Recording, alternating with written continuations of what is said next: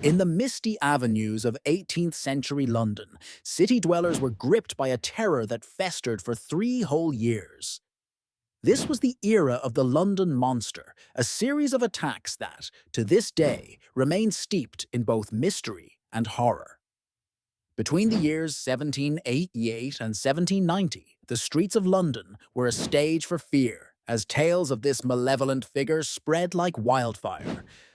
The London Monster was a name that struck dread into the heart of the city, signifying not just a series of heinous acts, but a genuine spectre haunting London's alleyways and squares. The story begins with reports of a strange predator, targeting women exclusively, slashing at their clothing, and even going so far as attempting to cut or stab them. These acts were not merely assaults. They were spectacles, conducted with a terrifying glee reminiscent of performance art.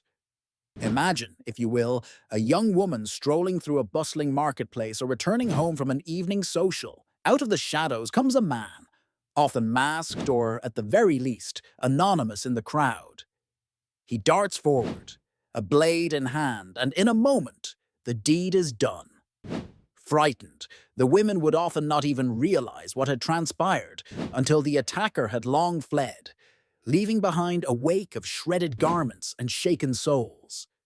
The city was besieged by these attacks, the frequency and audacity of which only added to the hysteria of the time. Newspapers, always eager to feed the public's appetite for sensational stories, documented the accounts in lurid detail. These reports stoked the flames of public fear and curiosity alike, describing the attacks graphically and often exaggerating the monster's inhuman capabilities. This, of course, complicated the efforts to catch him, as fear clouded judgment and led to many a false accusation. The reaction from Londoners was intense and immediate. Citizens began to form vigilance committees, and there was talk of deploying local militia to patrol the streets. Women started wearing copper petticoats and other such protective garments to safeguard against these assaults, an innovative yet desperate measure reflective of the deep-seated anxiety permeating society. As paranoia skyrocketed, the very social fabric was tested by growing mistrust and apprehension.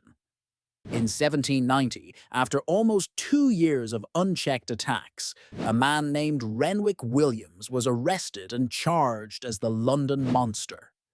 The trial was a spectacle unto itself, drawing enormous crowds eager to see the man who was either a true villain or a victim of mass hysteria and public scapegoating. The evidence against Williams was largely circumstantial, and yet, amidst the clamour for justice and the calls for a swift resolution to this living nightmare, he was convicted and sentenced to 6 years in prison. The conviction, rather than quelling the sensation, added more fuel to the fire. Was Williams truly guilty, or merely a convenient answer to the city's cries for certainty?